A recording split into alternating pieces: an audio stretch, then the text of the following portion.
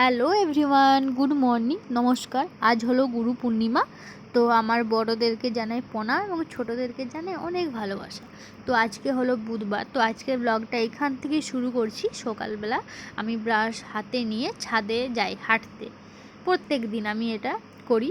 তো তারপর আমি গাছপালাগুলো দেখি, একটু একটু পাখিগুলোকে দেখি। তো এটা দেখলে মানে সবারই তো মন ভালো হয়ে যায়, একটু প্রকৃতির জিনিস দেখলে সকালবেলা। তো সকালবেলা একটু সবুজ গাছপালা দেখাও ভালো চোখের পক্ষে। তো তার জন্য আমি একটু মানে হাঁটাও হয়ে যায়, তার সাথে সাথে আমার এইসব সব কিছু দেখাও হয়ে যায়। তো তারপর দেখি এই বোলদাগুলোর কাণ্ড দেখি। তারপর একটা বোলদা দেখছি উঠতেই পারছে না। তো ভাবলাম মনে হয় এর আঘাত লেগেছে। তারপর দেখি যে না, উড়ে গেছে। তারপর নিচে এসে ব্রাশ করার পর এই যে প্রসাদ খেয়ে নিচ্ছি। আমাদের বাড়িতে না অমাবস্যা পূর্ণিমা যখনই হয় তখনই কালী মাকে পুজো দেওয়া হয়। তো কাল মানে আজ আছে গুরু পূর্ণিমা, তো কালকে মানে পূর্ণিমা রাত্রে পড়ে গেছে, তো ওর এই প্রসাদ খেয়ে নিচ্ছিলাম। তারপর সব কাজ কমপ্লিট হয়ে যাওয়ার পর আমি পুজো সেরে তারপর ব্রেকফাস্ট করে নিচ্ছি। আজকে ব্রেকফাস্টে খেয়েছিলাম ব্রেড উইথ পিনাট বাটার। তো পিনাট বাটারটা আমার শেষ হয়ে গেছে, তো আমি অনলাইনে অর্ডার দিয়ে দিয়েছি, কবে আসে এখন কি জানি। তারপর হচ্ছে কিচেনে এসে আমি মাছগুলো ভাজতে শুরু করে দিয়েছি, আর বাকি সব সবজি কাটাও হয়ে গেছে আমার। তারপর রান্নাও কমপ্লিট।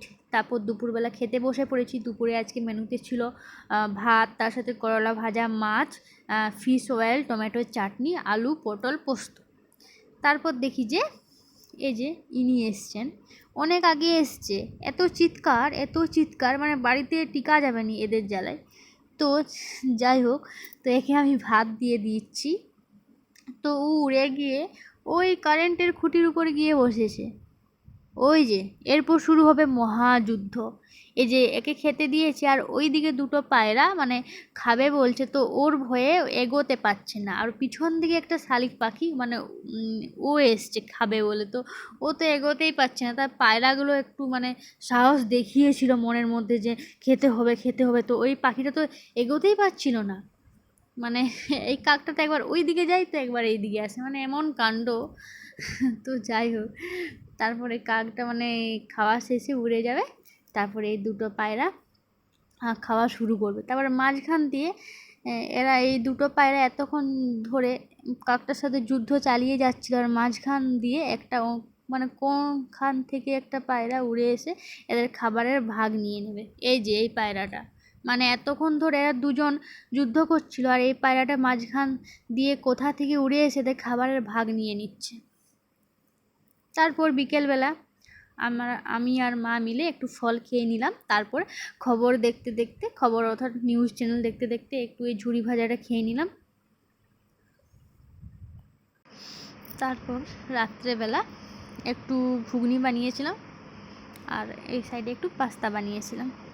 তো আলু মটরটা সেই মতো আমি সেদ্ধ বসিয়ে দিচ্ছি, আর ওই সাইডে আমি পাস্তাটা বসিয়ে দিচ্ছি সেদ্ধ হতে। তারপর আমি সব কিছু কেটে কুটে রেডি করে রেখেছি। তারপর পাস্তা আমার কমপ্লিট। তারপর ডেকোরেশন করে মাকে দিয়ে আসলাম খেতে। তারপর আমি ঘুগনিটার জন্য মশলা কষে নিচ্ছিলাম। এই যে পাঁচফোড়নটা একটু ভালোভাবে জ্বালিয়ে নিচ্ছি, বেশ একটু ভালোভাবে গরম হবে, তারপর মশলাটা দিলে একটু বেশি টেস্টি হবে খাবারে। কাঁচা কাঁচা থাকলে ভালো লাগে না। তো তারপর এই যে মশলা কষা আমার কমপ্লিট। তারপর আমার ঘুগনিও রেডি। এদিকে আমি কার্টুন দেখতে দেখতে খেয়ে নিলাম সোফায় বসে বসে। দেন রাত্রে ডিনার কমপ্লিট হয়ে গেছে।